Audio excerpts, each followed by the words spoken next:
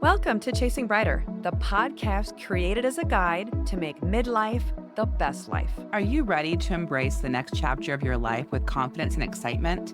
Join us each week as we bring you inspiring stories, expert interviews, and actionable tips to help you navigate the challenges and opportunities of midlife. Are you ready to chase brighter days ahead? Subscribe to Chasing Brighter now, and let's embark on this exciting journey together. Remember, your best life is just a listen away.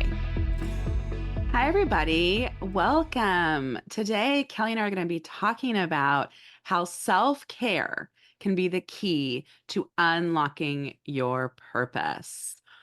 Kelly, what do you think it means to have a purpose and find your purpose? I'm curious on your take. I think that it's really about, in my world, what guides you day to day, what gets you out of bed in the morning. Yeah.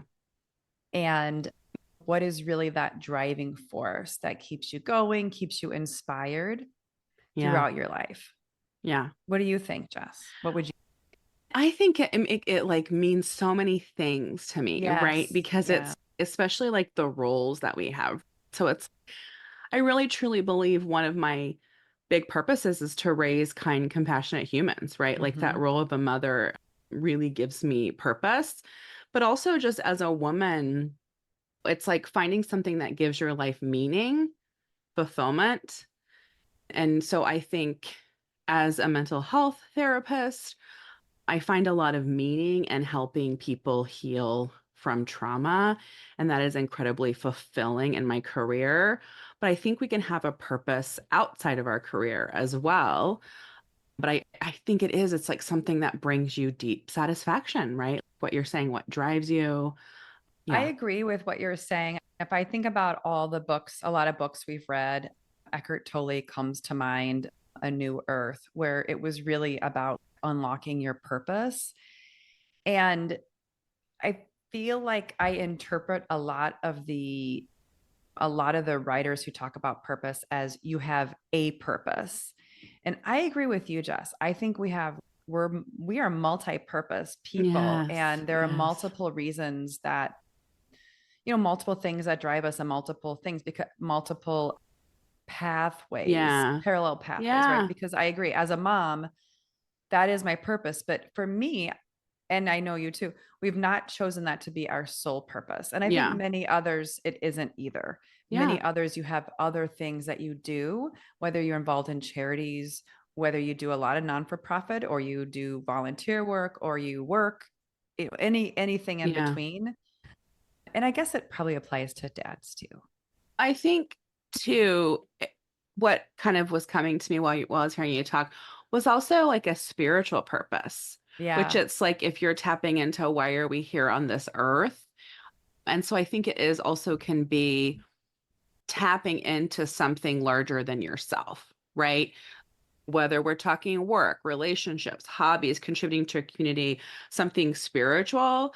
But I think it's like just getting out of just you, and how does that tap into, I don't know, like the world or outside yourself? So from that perspective, I think about there being just like a higher order and hierarchy of like purpose, right? So sometimes when we're in school, we're younger, we're just trying to get through school, right? Just trying to get through high school, just trying to get through college, and then you have a career, and then you do that. And then at some point you're like, you are looking for your purpose evolves. You're like, why am I here? Yes. And I think that higher order of purpose, and granted, other people, maybe it hits their lives at different times. Yeah. Is the real challenge. And I think for midlife, and that's really why we wanted to talk about it today, because really, once you get into midlife, where you run out of purpose I.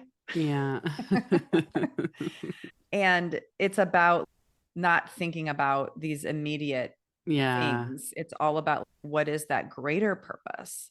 And I think as I've gotten into midlife, right, I always joke, like I have less fucks to give. And so I have really tapped into my authenticity, right? And so I also think it's about living authentically and making choices that matter to you. And so you're right. It's like when you're young, It's making your parents happy, making your teachers happy, making your boss happy. And as you've really created who you are, then it's like an opportunity to tap into, right? What might be my purpose? Like we're saying, it doesn't have to be one single mission. It can be a range of passions and commitments that evolve as we grow. But it's like thinking of finding your purpose, right? If we had some quick tips for our listeners who are like, I hear you. I hear you. I don't feel like I have a strong purpose. I want to find out what mean for me. What are Yeah. some things I can do? Yeah. So I think that is a great way to segue into a lot of what we want to spend our conversation about, which are Mhm. like those key elements of how you find it. One of those is self discovery, taking some time to go and explore different avenues, whether it's maybe it's figuring out what your passions, interests, and strengths are, and Mhm. really exploring what are your values, like what really matters to you, and using those as a way to start moving in certain directions. You feel that tug of something you'd maybe like to try, or something that's really important to you, that's weighty, and you want to make sure that you keep that with you in terms of your Mhm. values, and really just explore, right? And it's following your joy. Maybe it's okay, what sparks some joy for me Yeah. that I've done before or I get excited about. I like that. And I also think too, and another tip is like alignment with your values, which I think is a tough one, but it's identifying what principles matter most to you and then follow accordingly. I think sometimes I get confused too with like advocacy. So we've talked about the legend planner. I think the legend planner or some prompted journaling would really be helpful for this. But I think about the legend planner when it says, how would you like to be remembered when you're gone? And one of the things that came up for me was advocacy. I was a huge like marcher and protester when I was younger. And so I want to be known for my advocacy work, but there are so many things I'm at. It's like the environment, gun sense, Right. LGBTQIA rights, women's right to a bodily autonomy. And so it's sometimes I have to be like, okay, Jess, you've got to pick just for me like two things and find for me, I really resonate with Moms Demand Action, which is a group that is Mm-hmm. of moms who want gun sense laws. And so it's like Common finding sense like a gun laws group. Yeah, yeah. versus gun sense. Mm. Sorry, common sense. Kelly, I'm calling it gun sense. It's gonna be Hey, I trending. love a good, I don't know what It's the gonna word is, but that. it's gonna be trending. But yeah, common sense gun laws. And anyway, so it's finding maybe something, a group of people, an organization that kind of resonates and has values similar to yours. And then also it's okay to whittle it down to like a couple because we can't do everything. Well, and I think that the depth of connection and the depth of fulfillment come with a little bit of that focus. If you spread yourself too thin, you maybe can't fully immerse yourself into some of these activities. And therefore, maybe you do struggle in really getting that full meaning out of what it is that you are seeking to do. And I think that's really hard for a lot of us who are in our midlives and maybe have families that we're trying to take care of, and maybe even have a job because we need a source of income, and balancing all that with this drive for a greater purpose. Yeah. So, one of the other tips and key elements that we wanted to share with our listeners is really contribution to others. And so, when we think about purpose, it often involves making a positive impact on those around us or on a broader scale. And so part of it is thinking about that for you, right? Which is what can I do that I can maybe help others or impact things that are on a broader scale that really help me fulfill that purpose that I'm driving toward. Yeah, I think that aligns with your values. And then as you're doing that, I think a final key point is looking at your long-term goals and your vision, right? So just thinking, and I think we don't need to be in a rush. It's something that takes time, right? So, what can help you develop a sense of direction is looking at your long term goals and where you see yourself. And then that can give Yep. you something meaningful to strive toward. What does this have to do with self care? Okay. Self care helps you find your purpose because you're nurturing your mental, emotional, and physical well being.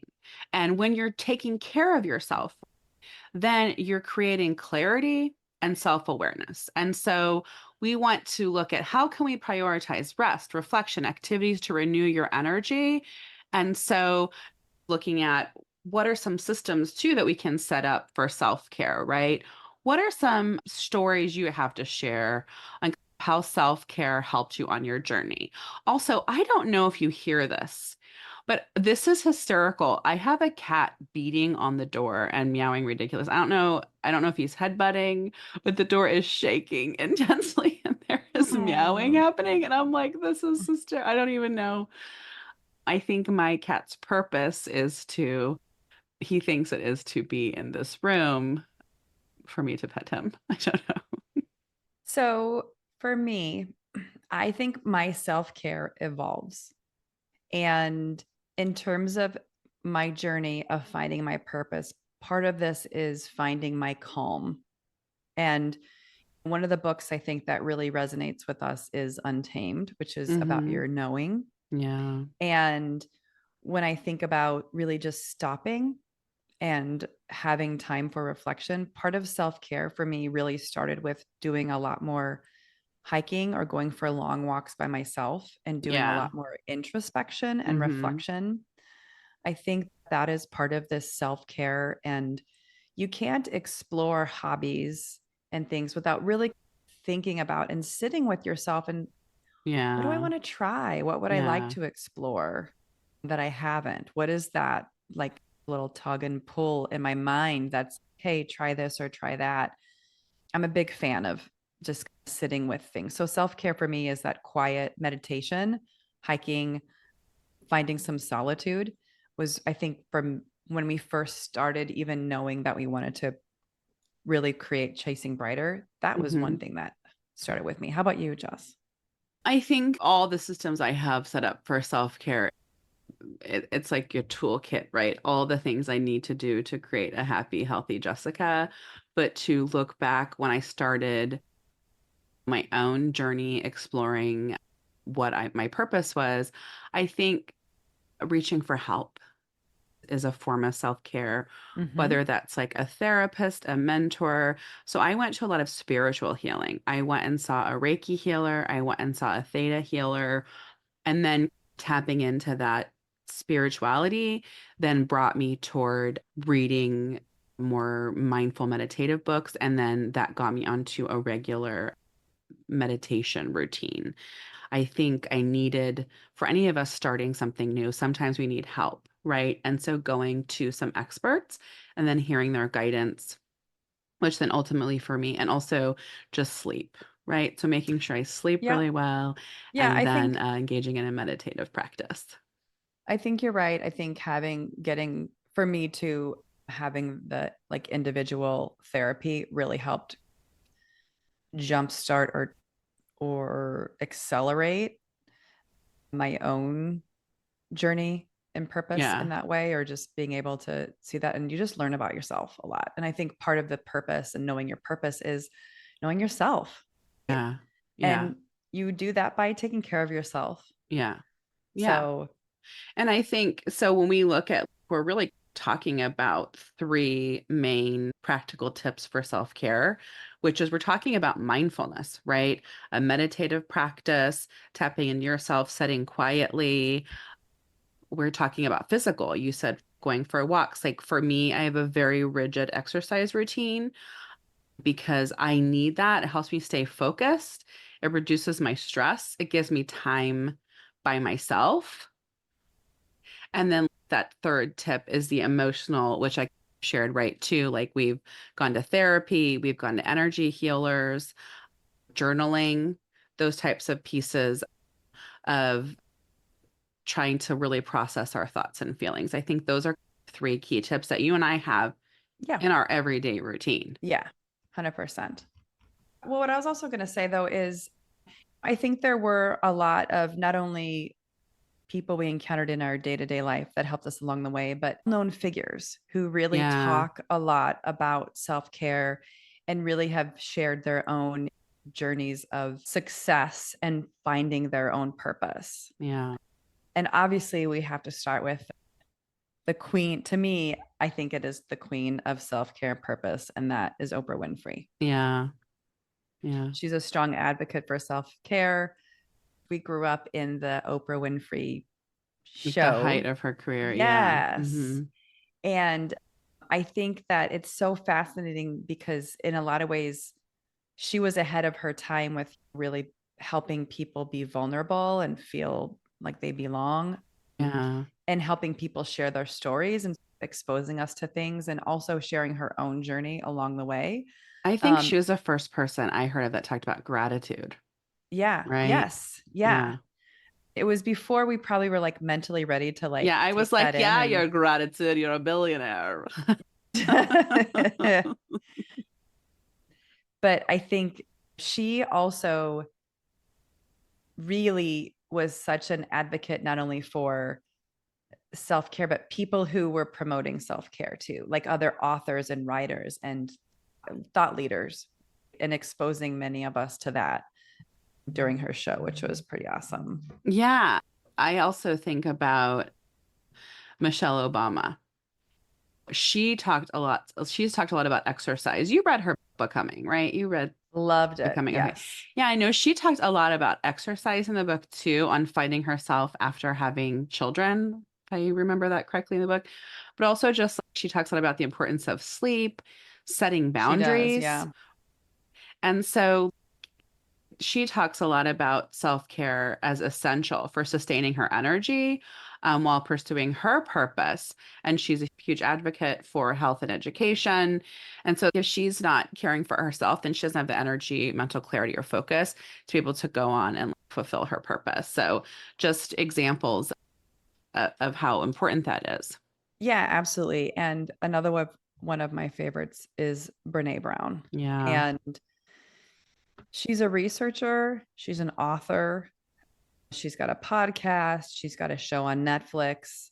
And really, a lot of that really talks about the importance of self care, setting boundaries. Vulnerability is a huge part of that for her. But she sees that as a foundational part for living Yeah. authentically Yeah. and finding your purpose, both professionally and personally. And one of the books that I think for her in particular, so we talk about Michelle Obama's Becoming. For Brene Brown, she's got a ton of books, but Braving the Wilderness is a really great starting point Mm-hmm. for one of the books that she wrote. I loved. It's an interactive book in some way. I don't know if you read it. I really liked it, but I No, thought that was a I good one in terms own of all of finding her your books. I haven't purpose. read all of them. I was thinking, I was like, what are you, Gifts of Imperfection? No. Did you read Gifts of Imperfection? Did not. Oh, that's so interesting. Okay. I So love I Daring will Greatly as read well, but yes, Braving the Wilderness and you will read The Gifts of I Imperfection. should read. I need to read that one. But all Okay. three of those women very interestingly talk about boundaries. And so I think that is so interesting. I think boundaries can mean a lot of things. And I think for me, looking at the routines that you and I talked about, my boundaries are these routines go in my calendar and I protect them, right? So I have days I go to Pilates and yoga and days that I go to the gym. And so they are like blocked out on my calendar and I will not skip them. So I set like a hard boundary around making sure that I do that and I don't really make that time available for anything else. So I had a great conversation with a friend over the weekend, and I think for her, talking about setting boundaries, even with work, Yeah. and really, especially when it comes to self care, sometimes self care is also spending time with your family, it's spending time doing the things Right. that you love. Right. And it doesn't have to be anything fancy, but really protecting those moments Yeah. So I think from that's, others. yeah, like a boundary with like your schedule and your time. Yeah. Yeah, totally. We would love to hear from you guys. Let us know what you're doing with your self-care routine. and how that's impacted your journey toward your purpose. You can DM us on Instagram, you can message us on Facebook, and just let us know what you've been doing that really helps you maintain energy and stay focused when it comes to your purpose. Thanks for listening today. Don't forget to subscribe so you can hear our latest episodes as soon as they drop. If you loved today's episode, share with a friend. Come visit us on Instagram or Facebook. Make sure to give us a follow. We have lots of giveaways. If you want to know more about Kelly and I, read our blogs, find more tips, tools, and resources, check that out at chasingbrighter.com. Thanks.